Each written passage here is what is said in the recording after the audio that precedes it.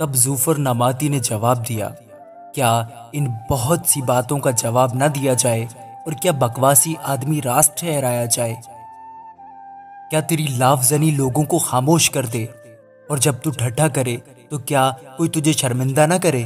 کیونکہ تو کہتا ہے میری تعلیم پاک ہے اور میں تیری نگاہ میں بے گناہ ہوں۔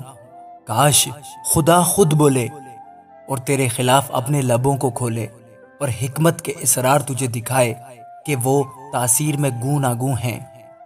سو جان لے کہ تیری بدکاری جس لائق ہے اس سے کم ہی خدا تجھ سے مطالبہ کرتا ہے۔ کیا تو تلاش سے خدا کو پا سکتا ہے؟ کیا تو قادر مطلق کا بھید کمال کے ساتھ دریافت کر سکتا ہے؟ وہ آسمان کی طرح اونچا ہے، تو کیا کر سکتا ہے؟ وہ پاتال سے گہرا ہے، تو کیا جان سکتا ہے؟ اس کی ناپ زمین سے لمبی اور سمندر سے چوڑی ہے۔ اگر وہ بیچ سے گزر کر بند کر دے اور عدالت میں بلائے تو کون اسے روک سکتا ہے؟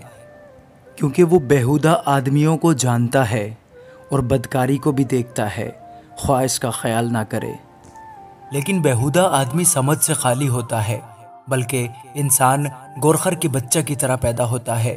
اگر تو اپنے دل کو ٹھیک کرے اور اپنے ہاتھ اس کی طرف پھیلائے، اگر تیرے ہاتھ میں بدکاری ہو تو اسے دور کرے اور ناراستی کو اپنے ڈیروں میں رہنے نہ دے، تب یقیناً تو اپنا منہ بے داغ اٹھائے گا، بلکہ تو ثابت قدم ہو جائے گا اور ڈرنے کا نہیں، کیونکہ تو اپنی خستہ حالی کو بھول جائے گا۔ تو اسے اس پانی کی طرح یاد کرے گا جو بہہ گیا ہو، اور تیری زندگی دوپہر سے زیادہ روشن ہوگی، اور اگر تاریکی ہوئی تو وہ صبح کی طرح ہوگی، اور تو مطمئن رہے گا کیونکہ امید ہوگی، اور اپنے چوگرد دیکھ دیکھ کر سلامتی سے آرام کرے گا، اور تو لیٹ جائے گا اور کوئی تجھے ڈرائے گا نہیں، بلکہ بہتیرے تجھ سے فریاد کریں گے، پر شریروں کی آنکھیں رہ جائیں گی۔ ان کے لیے بھاگنے کو بھی راستہ نہ ہوگا، اور دم دے دینا ہی ان کی امید ہوگی۔ آمین۔